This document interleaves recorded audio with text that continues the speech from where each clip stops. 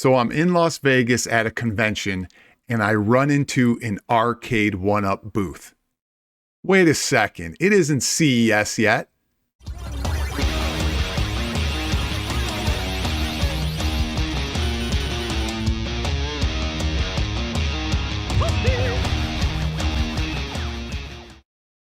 Okay, I know you're asking yourself, what convention could Arcade1up be at that I don't know about already? Because all the 1UP shills who are such big fans of 1UP, this would have made top news on their channels maybe a year ago. I mean, they would have streamed for 2 hours about this.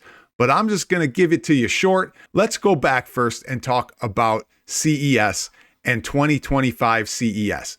A lot of rumors again. Every year they say Arcade1up is going to be there and they're going to be at CES.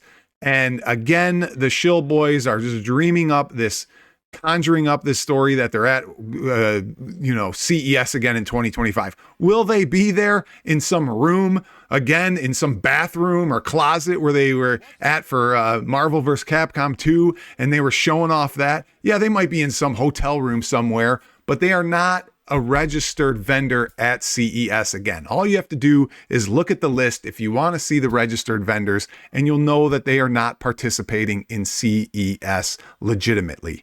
Now, if you do want to look at CES lists of gaming vendors, you can find ones like My Arcade, or even Stern's going to be there. Actually, Unico is going to be there. There's some other gaming companies as well that will be there.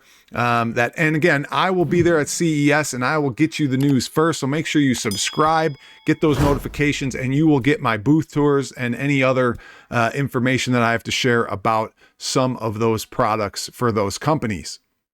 Okay, so what convention was Arcade1up at? Well, they were at the ILHA convention in Las Vegas. And here's my proof. I got a business card from one of their salesmen, and we'll talk about this QR code, where it takes you. Also got a little 20% off if I wanted to.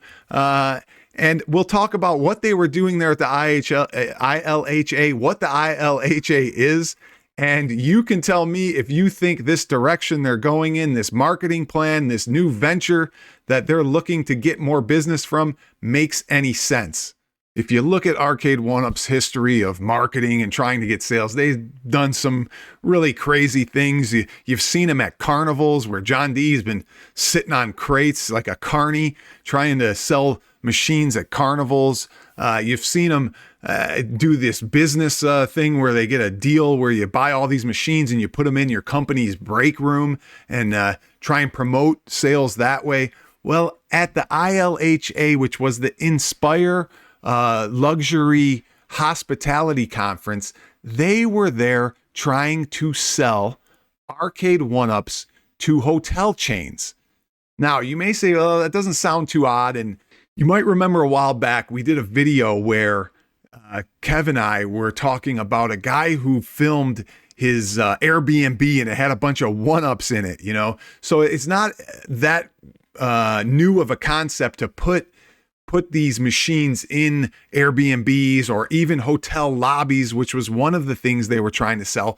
But mainly they were trying to sell these hotel chains to put Arcade1ups in their suites at their hotels, in all their suites rooms, and try and get them to use it as an amenity for their guest, and that their guest would enjoy having an arcade in their suite when they rented their room.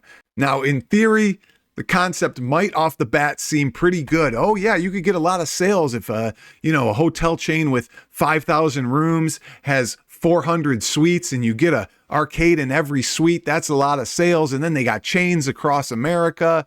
But there's a lot of problems with this. Let me explain. First off, when you get these machines into chains or into Airbnbs or into lobbies or even into bars, as we've seen, they break down immediately.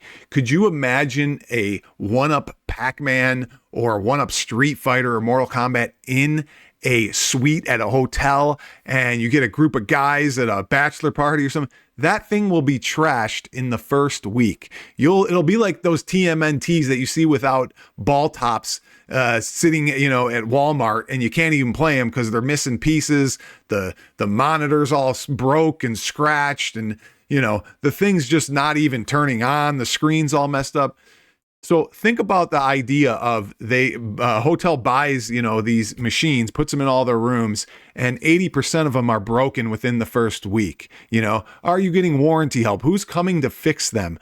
Not to mention, this is a suite, right? These are people who want to experience something, extraordinary and expensive, right? You're going to put this cheap particle board Arcade1up in a suite that is even going to lessen the value of the room. It's going to make it look even worse. People are going to be like, why are you putting this kid's toy in my suite? Now, if you have kids and they can play it, okay, I guess, but it's a junky item in a super expensive suite. What they'd be better off doing is putting a Stern pinball or something exciting and expensive and something that would be luxurious.